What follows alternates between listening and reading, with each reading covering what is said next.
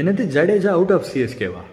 ஜடேஜாவெல்லாம் சென்னை விட்டு rule out பண்ணாங்கன்னா பெரிய பிரளயமே நடக்கும். ஆமாங்க. ஆக்சுவலாக இஷ்யூ என்னென்ன கான்டெக்ட் என்னன்னா, ஒரு லாஸ்ட் வீக் எண்டு போல் ராஜஸ்தான் ராயல்ஸில் சாம் கரனும் ஜடேஜாவும் நம்ம கொடுத்துட்டு சஞ்சு சாம்சனை நம்ம டீமில் உள்ளே எடுத்துக்கிற மாதிரி நல்ல முடிவு தான்.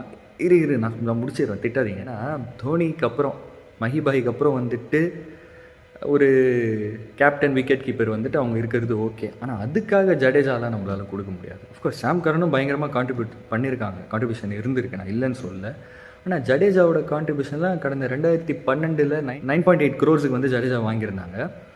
அப்போலேருந்தே அவங்களோட கான்ட்ரிபியூஷன் வந்து அதிகமாக இருந்தது. எனக்கு தெரிஞ்சு வந்து போலிங்லேயே இருக்கட்டும், கிட்டத்தட்ட 150 மேட்சஸ் சென்னை ஆடின 150 மேட்சஸில் கிட்டத்தட்ட 2000 ரன் அவரோட கான்ட்ரிபியூஷன் இருக்குது. 120+ விக்கெட்டு, எனி டைம் ஒரு 8க்குள்ளார ரன் ரேட் அப்படி இப்படி மெயின்டைன் பண்ணிவிடுவார். ஸோ அதெல்லாம் ஒரு பெரிய விஷயம் T20யில், அதுவும் இந்த மாதிரி ஒரு ஃபாஸ்ட் மூவிங் கேமில். அது மட்டும் இல்லாமல் முக்கியமான விஷயம் 2023 வந்துட்டு அந்த ஒரு ஃபைனலில் அந்த 2 பாலில் 10 ரன், அதெல்லாம் வந்து நான் அடித்து சொல்கிறேன். இந்த வீடியோ பார்க்குற எல்லா நம்ம பசங்க சென்னை ஃபேன்ஸ் எல்லாருமே அதை மட்டும் அவங்களால வந்து மறக்கவே முடியாது, அந்த ஈவெண்ட் மட்டும். அது நமக்கு ஒரு மிகப்பெரிய விக்ட்ரி.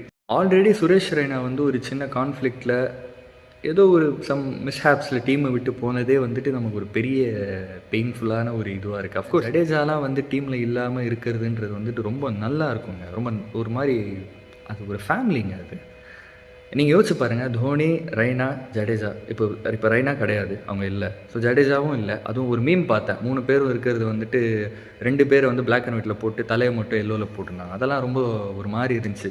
மேபி நிறைய பேர் நினைக்கலாம், ஏன்னா ஒரு கிரிக்கெட் ஒரு டீமுக்காக இவ்வளோ ஃபீல் பண்ணி பேசுகிறான்ட்டு. அப்படியெல்லாம் இல்லை, அது எங்களுக்கு தான் தெரியும். ஆரம்பத்துலேருந்து கிரிக்கெட், இந்த ஐபிஎல் இருக்கட்டும், எல்லாமே இருக்கட்டும். அஃப்கோர்ஸ் ஒரு சேஞ்சஸ் தேவை தான். ஆனால் எனக்கு தெரிஞ்ச ஜடேஜாவெல்லாம் அனுப்புறது நல்ல மூவாக இருக்காதுங்க. வேறு ஏதாவது ட்ரை பண்ணி பாருங்களேன். நான் சென்னை மேனேஜ்மெண்ட் கிட்டே ஒரு ரெக்வஸ்ட்டாக வேறு ஏதாவது ட்ரை பண்ணி பாருங்கள். ஏன்னா ஸ்டார்டிங்கில் நான் சொன்ன ஒரு பிரளயமே வரும் அப்படி இப்படின்னு. அஃப்கோர்ஸ் பசங்கள்லாம் கொஞ்சம் கடுப்பாக தான் இருக்காங்க, ஆனால் ஜடேஜா இருக்கலாங்க டீமில்.